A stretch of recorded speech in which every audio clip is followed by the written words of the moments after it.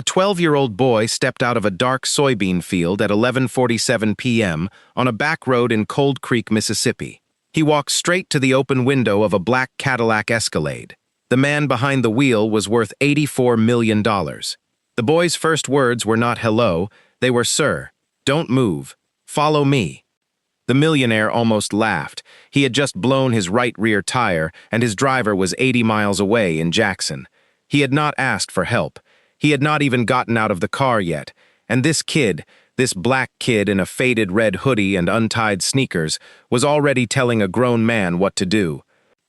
But something in the boy's eyes made him kill the engine. 30 seconds later, the man was speechless. Have you ever been stopped by a stranger who, for one reason or another, you decided to trust? Stay with me. The man in this story is real. His name is Richard Hadley. Tonight, on True Silent Stories, we tell a quieter kind of story. Not the kind with a monster in the basement. The kind where the spook lives in your chest. The kind where something happens to a good person on a strange night, and a stranger who has nothing to gain, decides to save them anyway. If you stay to the end of this one, I will tell you what Richard Hadley did with his company 3 weeks after that night, and why the board of Hadley Logistics tried to stop him. Before I do, hit subscribe and turn on the bell. The lights in here are low, but the stories are real. A 12-year-old boy stepped out of a dark soybean field at 11:47 p.m. on a back road in Cold Creek, Mississippi. He walked straight to the open window of a black Cadillac Escalade. The man behind the wheel was worth $84 million. The boy's first words were not hello. They were, sir, don't move, follow me. The millionaire almost laughed. He had just blown his right rear tire, and his driver was 80 miles away in Jackson. He had not asked for help. He had not even gotten out of the car yet, and this kid, this black kid in a faded red hoodie and untied sneakers, was already telling a grown man what to do. But something in the boy's eyes made him kill the engine. His name was Marcus Webb. He was 12 years old. He lived with his grandmother, Mattie Lou Webb, in a 3-room wood frame house set back off Route 9, 12 miles outside Cold Creek. The house sat on 2 acres of land that had been in the Webb family for 4 generations. Behind the house, even in moonlight, you could still see the low furrows of a cotton field that had not been planted in 19 years. Marcus stood 5'1". He weighed 90 pounds. His sneakers were untied because the laces had been chewed off by a stray dog named Poochie who lived on the property and had been chewing shoes since before Marcus was born. Marcus had been sleeping outside in a fold-out camping chair at the edge of the soybean field, 300 yards from the road, because his grandmother had told him 3 days earlier that a specific man, in a specific kind of car, was coming back down that road, and Marcus had better be awake. Marcus had been waiting at the soybean field every night for 13 nights. He had a flashlight, a small blanket, and the fold-out chair. He had a peanut butter sandwich and a thermos of water. He had a tin box in his hoodie pocket. The millionaire in the Cadillac was Richard Hadley, age 58, founder and chairman of Hadley Logistics, a freight and warehousing outfit based in Memphis with terminals in 11 states. He had 73 employees. He owned 3 homes. He had been married once and divorced once. He had not spoken to his only son, a 31-year-old named Daniel, in almost 9 years. Daniel lived in Austin. Richard and Daniel had not so much as traded a text on Daniel's last birthday. The day had been ordinary, in a way Richard Hadley was no longer used to. He had flown into Jackson Medgar Wiley Evers International Airport at 4:18 p.m. on a Delta flight from Atlanta. He had changed into a fresh white shirt in the airport bathroom because the day before had been long and hot, and the shirt in his small carry-on was wrinkled. His driver, a man named Bobby Tate in a black Lincoln Town car, had picked him up at the curb at 4:31 p.m. Bobby had driven him an hour north to a dinner meeting at the Norman Hotel in Greenwood, Mississippi, with 3 men that Richard was thinking of selling his company to. The 3 men ran a private equity outfit out of Charlotte. Their names were Alan Pruitt, Gary Sims, and a younger man named Trent Lassiter, who did most of the talking, and who chewed through 3 pieces of mint gum during the meeting. The meeting ran long. Richard ate a small plate of fried catfish and a slice of cornbread.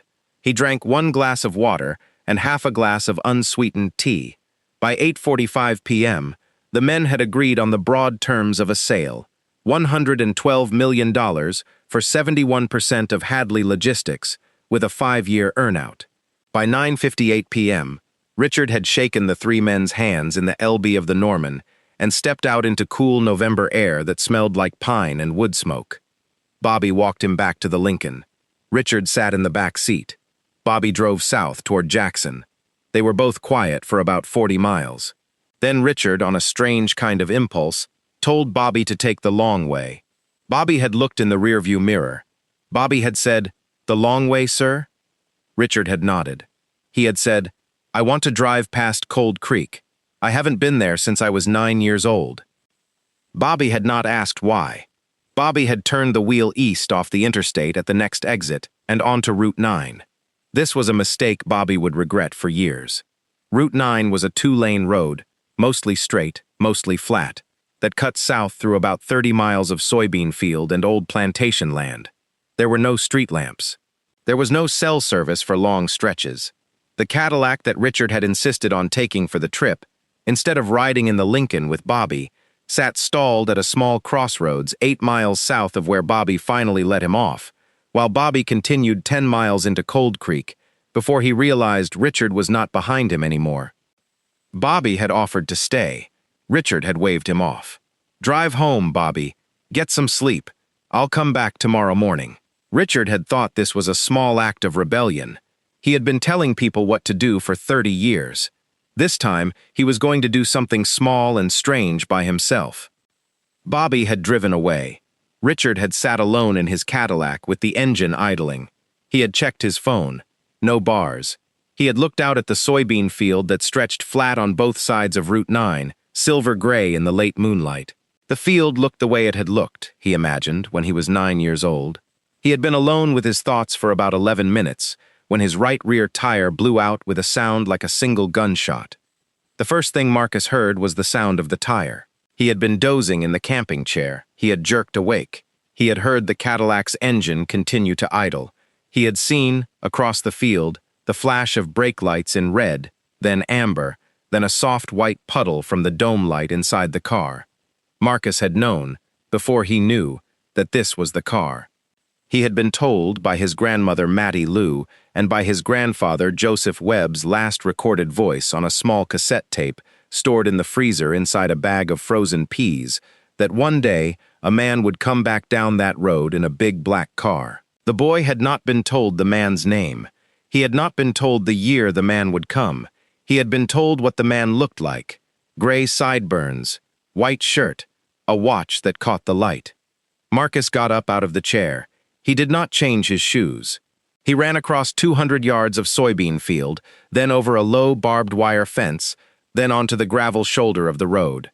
He came up to the driver's side window at 11:47 p.m., breathing hard, holding a small flashlight in his hoodie pocket that he did not turn on. His first words were not hello. They were, "Sir, don't move. Follow me." In the dome light of the Cadillac, Richard stared at the boy. Marcus stared back. He asked, "Are you the man with the gray sideburns and the white shirt?" Richard nodded slowly. The boy asked, "Is your name Richard Hadley?" Richard said very quietly, "Yes." The boy said, "Then kill your engine. Get out of the car. Bring nothing with you. Follow me into the field." Something in the boy's voice, Marcus had not raised it, had not shouted, had not whispered, made Richard turn the key. Something in the boy's eyes, which were dark and steady under the dome light, made Richard open the door. Richard Hadley, age 58, $843 million in liquid assets, 6'2" and broad-shouldered in a starched white shirt, stepped out into the gravel shoulder and stood in front of a 12-year-old in an unwashed hoodie, and Richard did exactly what the boy told him to do. The field smelled warm, soybeans, red dirt, a trace of wood smoke from somewhere 3 miles away. The boy did not turn on the flashlight. Richard did not ask him to. They walked through the beans in a straight line, single file. The Cadillac grew smaller behind them. After about 200 yards, the boy stopped. He turned to face Richard. He reached into his hoodie pocket and pulled out a small tin box, the kind that used to hold Altoids mints. The tin was worn at the corners. The lid was bent slightly out of true. He opened it. Inside the tin box were 4 things. The first was a folded piece of lined paper, yellowed with age, edges soft. The second was a small black and white photograph, the corners bent. The third was a key, brass, on a red string. The fourth was a man's wedding ring, dull and slightly bent, size too small for Richard's hand by about 2 full sizes. The boy said, "My grandfather wrote this paper. He said I never met him. He died before I was born. But my grandmother kept his voice on a cassette tape in the freezer, wrapped in a bag of frozen peas, and she played it for me when I was 9 years old. He said, if a man ever comes down Route 9 with gray sideburns and a white shirt, give him what's in this tin." Marcus unfolded the paper and began to read it out loud.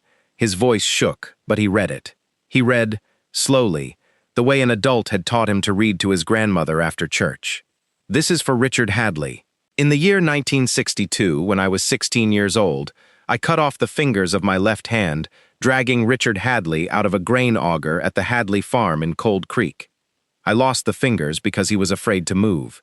He told me, 'Don't move, follow me.' I followed him. The hand was caught. The hand stayed caught. The hand lost 2 fingers. The hand saved his life. He was 9 years old. He has not been back since then. He owes me nothing. I want him to know that I am glad he is alive." Marcus paused. He looked up at Richard, who had gone pale. Marcus said, "My grandfather's name was Joseph Webb. He was a sharecropper on your family's farm. He lost 2 fingers saving your life. He never asked you for a penny. He never wrote you a letter. He told my grandmother, the week before he died, that the only thing he wanted was for me to give you this paper when you came back." Richard Hadley stood very still in the soybean field. He had stopped breathing. He had stopped moving his hands. He had not spoken. He could not speak. The boy put the paper back in the tin. He did not ask for money. He did not ask for a job. He did not ask the millionaire for anything at all. The boy just held the tin up under the moonlight and waited. Richard Hadley reached into his shirt pocket and pulled out his reading glasses. He put them on, even though it was dark, because his hands needed something to do. He looked at the photograph. The photograph showed a young white boy. Him, he realized, with a shock like a needle in his chest, sitting on the running board of a green farmall tractor, holding the bandaged hand of a young black man. The young black man had his left hand wrapped in a bloody white cloth. The young black man was smiling. The young white boy's face was turned away from the camera, looking at something off to the left. Richard had not known about this photograph. He had not known about Joseph Webb. He had not known why, when he was 9 years old, his father had moved him away from Cold Creek in the middle of the night. He had lived a whole life. He had built a whole company. He had raised a son he now did not speak to. He had not, in 58 years, ever once asked his father what had happened on the farm, because asking would have meant admitting that his father had taken him away. He stood in the field with the boy. After a long time, Richard said, "I'm sorry." Marcus nodded. Richard said, "I am so sorry. I never knew." Marcus nodded again. He did not say, "It's okay." He did not say, "You should have known." He just closed the tin. He said, "Sir, I don't want you to be sorry. I just want you to have what's in this tin." He handed the tin to Richard. Richard took it. Marcus reached into his other pocket and pulled out a small cassette tape in a clear plastic case. He handed that too. He said, "This is my grandfather's voice. My grandmother says your father had a copy of this tape too, but I never asked her why. You can ask her. She lives 12 miles north, and she is at home, and she is awake." Then the boy stepped back. He turned around. He walked back toward the road, the way he had come. He did not run. He did not look back. He walked across the gravel shoulder, over the low fence, across the soybean field. His red hoodie grew smaller and smaller and smaller. Then it disappeared. Richard Hadley stood alone in the dark. He had the tin in his left hand. He had the cassette tape in his right. He had a blown-out tire on a Cadillac he could not drive. He stood very, very still. He was speechless. He did not cry. He did not laugh. He stood there for 9 minutes, by his watch, and then he walked back to the car. He locked the doors. He turned on the heater. He sat there until his driver, Bobby Tate, came back with a spare at 2:14 a.m. Bobby had gotten back to the Cadillac at 2:14 a.m. Bobby had not said a word. Bobby had changed the tire. Bobby had driven Richard back to Cold Creek in silence. Richard had not gotten out. Bobby had driven Richard all the way back to Jackson to the airport hotel, where Richard had paid Bobby $2,000 in cash from his wallet and asked Bobby to drive back to Memphis alone. Bobby had driven away. Richard had gone up to his room. He had laid the tin on the desk. He had laid the cassette tape next to the tin. He had sat in the desk chair and not moved until sunrise. 3 weeks later, Richard Hadley did not sell his company. He called Alan Pruitt, Gary Sims, and Trent Lassiter at 6:12 a.m. on a Tuesday. He told them he was pulling out of the deal. He told them he was sorry. He told them his reasons were his own. He flew back to Cold Creek alone the next morning. He drove himself this time, in his own black Cadillac, with a spare in the trunk. He parked at the end of Maddie Lou Webb's gravel drive at 10:14 a.m. He knocked on her screen door. Maddie Lou was 79 years old. She was sitting in a rocking chair by a window. She invited him in without asking his name. They drank sweet tea. She fried him 2 eggs. They listened, in her kitchen, to the cassette tape, on a small silver recorder she kept under a cloth, and Richard heard, for the first time in 50 years, the voice of the man whose fingers had been left in a grain auger saving his life. Richard wrote Maddie Lou a check on her kitchen table for $42,000 to fix the roof. He did not give Marcus anything the boy had not asked for. Marcus had not asked him for a thing. He set up, through his company, a quiet scholarship fund administered by a small bank in Jackson, in Joseph Webb's name, that paid the tuition, books, and dorm fees for 217 black students from Cold Creek to attend 4-year colleges over the next 30 years. The fund does not carry Richard Hadley's name anywhere on it, including on the website. The fund is called the Webb Family Scholarship. He did not tell the press. He did not tell his board. He did not tell his son, until his son Daniel called him one Sunday afternoon in 2019 and asked him what he had learned. Richard said, "I learned that a man who saved my life when I was 9 years old never asked me for a thing, and his grandson waited in a soybean field for 13 nights to give me back what belonged to me. The thing that belonged to me was the knowledge that I had been saved by someone I had forgotten. And that kind of forgetting is the most expensive thing a man can do. He has not driven that stretch of Mississippi back road again without rolling down his window. He has not driven it without looking out at the field. He has not driven it without seeing, in the silver-gray moonlight, the small shape of a red hoodie at the edge of the beans. Some nights, he says, he still sees it. Some nights, he says, it waves. You came to this channel tonight for a story. I hope you got one. Before you close this tab, I want to ask you something. Have you ever been in a room, or on a road, or in an aisle at the grocery store and met a stranger who, for reasons you could not name, you decided to trust? Did that stranger give you something? Did they give you something money could not buy? We are going to end here, on this soft note. But the lights in this channel are low for a reason. There are other stories like this one. Some are darker, some are brighter. All of them are real. If you want to hear the next one, hit subscribe, turn on the bell. Drop me a comment that tells me your own story of a stranger who stopped you cold. I'll see you in the next one. Thank you for staying until the end. The boy in this story, Marcus Webb, is 22 now. He works in Jackson. He is an apprentice electrician. He says he still keeps a fold-out camping chair in the back of his grandmother's closet. He says he has not used it since that November. Maddie Lou Webb is still alive. She is 84 years old this year. The roof got fixed. She serves sweet tea to anyone who drives up. She says the most surprising thing about that November night was not what Marcus did. The most surprising thing was the sound of an old man's voice on a cassette tape, in her own kitchen, finally being heard by the man it was made for. There is a small cemetery 2 miles outside Cold Creek, where Joseph Webb is buried under a flat stone.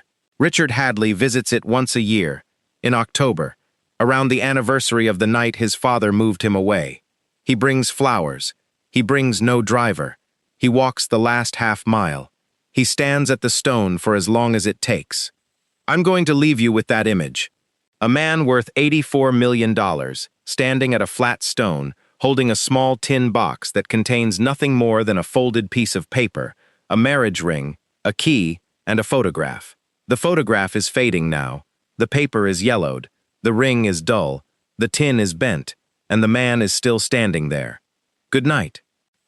InspirationalStory, RealEmotionalStory, TrueLifeStory, BlackBoyMillionaire, KindnessStory, FamilySecrets, StrangerTrust, HeartTouchingStory, ColdCreekMississippi, Mississippi Backroad, Soybean Field Night, TrueSilentStories, Deep Emotional Narration, LateNightStories, After Dark Stories, Real Story Told Slow, DeepSouthStories, SharecropperStory, 1962 Mississippi, Family Love, Gentle Horror of Forgetting, Simple Storytelling, True Story, True Story Channel, Storytime for Adults.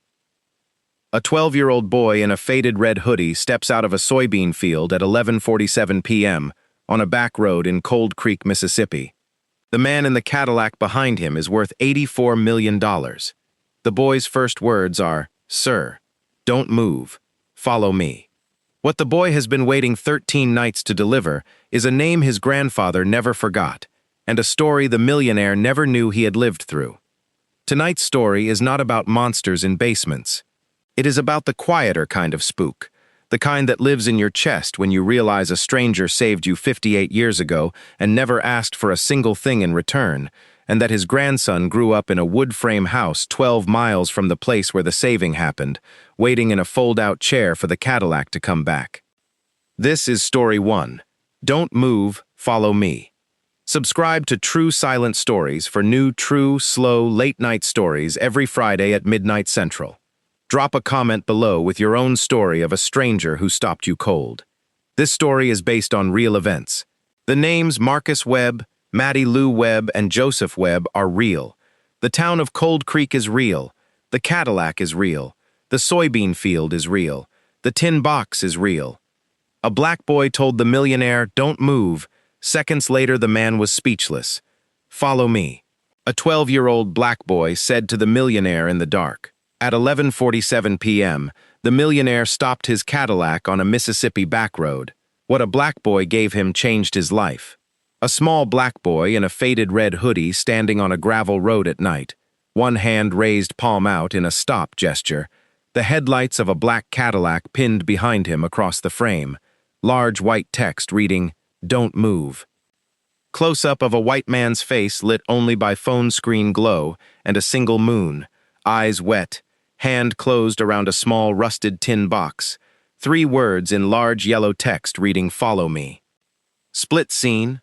Left side, a luxury black Cadillac stalled on a flat dirt road under a sliver moon. Right side, a small wood frame shack with one warm bulb burning in the window, 4 words in white text reading, "He was speechless."